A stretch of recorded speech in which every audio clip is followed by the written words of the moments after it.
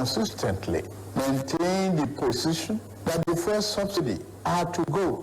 This once beneficial measure had outlived its usefulness. The subsidy cost us trillions of naira yearly, such as a vast sum of money would have been better spent on public transportation, health care, school, housing, and even national security. Instead, it was being funneled into the deep pocket and lavish bank account of a selected group of individuals. This group had amassed so much wealth and power that they became a serious threat to the fairness of our economy and the integrity of our democratic governance. To be blunt, Nigeria could never become the society it was intended to be as long as such small, powerful, yet unelected groups hold enormous influence over our political economy and the institutions that govern it. The whims of the few should never hold dominant sway over the hopes and aspirations of the many. The preceding administration saw this looming danger as well. Indeed, it made no provision in the 2023 appropriation for subsidy after June this year. Removal of this once helpful device that had transformed into a millstone around the country's neck had become inevitable. This period may be hard on us, and there is no doubt that it's tough on us. But I urge you all to look beyond the present temporary pains and aim at the larger picture.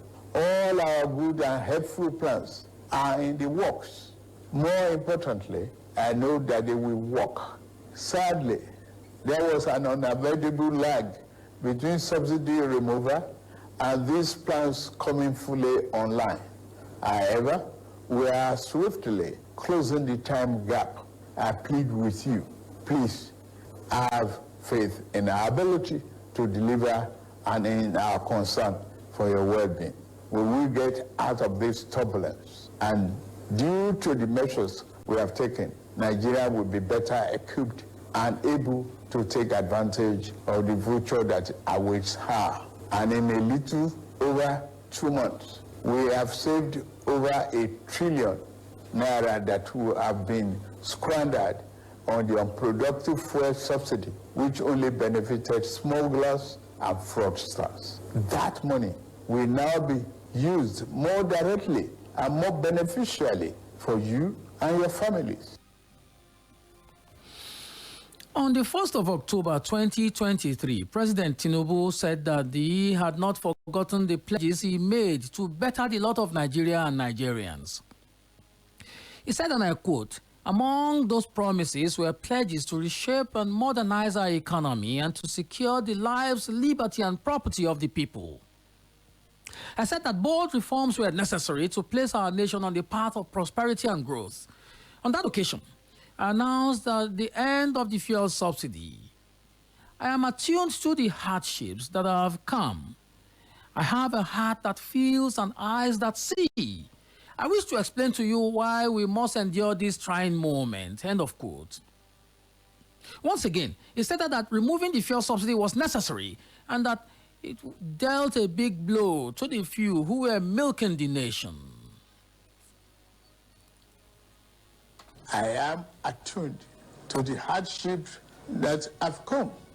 I have a heart that feels and eyes. I wish to explain to you why we must endure this trying moment.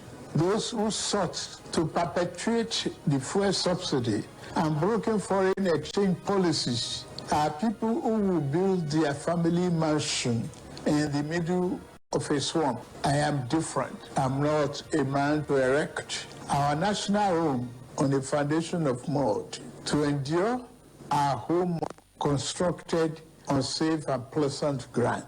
Reform may be painful, but it is what greatness and the future require. We now carry the cost of reaching a future Nigeria where the abundance and fruit of the nation are fairly shared among all, not hoarded by a select and greedy few.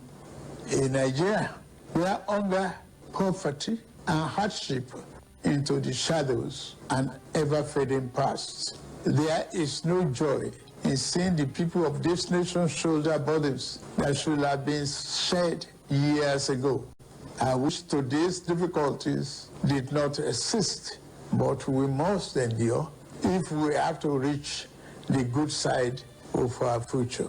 My government is doing all that it can do to ease the load. And path we are taking to relieve the stress on our families and households. We have embarked on a several sector reform to stabilize the economy, direct fiscal and monetary policy to fight inflation, encourage production, ensure the security of lives and property, and lend more support to the poor and the vulnerable.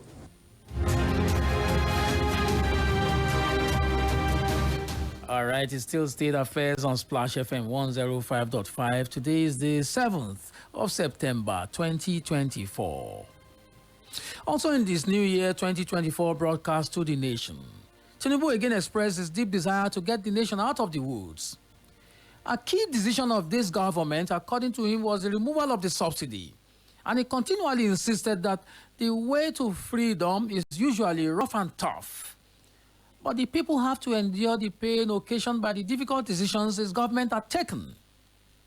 Then he highlighted the efforts his government was making to make life better for the people. And one of those efforts, if you ask me, is the speeding up of the revitalization of the Port Harcourt refinery. He also mentioned the Dangote refinery and other economic and agricultural initiatives. Recently, the president also stated that though painful, the decision to remove the subsidy was necessary. He made the assertion during his broadcast in the wake of the 10-day End Bad Governance protests in August. So the question is this: despite the president's repeated justification for the removal of the subsidy, what more explanation do we need to believe that we are on course for the best returns of the removal of the subsidy? Those are the questions on the program this morning. What more do you want? Maybe the question would be, how much more conviction do you need to accept the fact that the subsidy had to go, and because it would pave the way for the Nigeria of our dreams? All right, let's talk on the program this morning. It's State Affairs. Splash FM 105.5 is the location. Perhaps you'd like to join the conversation on Facebook. We're streaming live there. Go to Splash FM 1055 Live and you'll find me there. Okay? Let's see how you respond to the call this morning.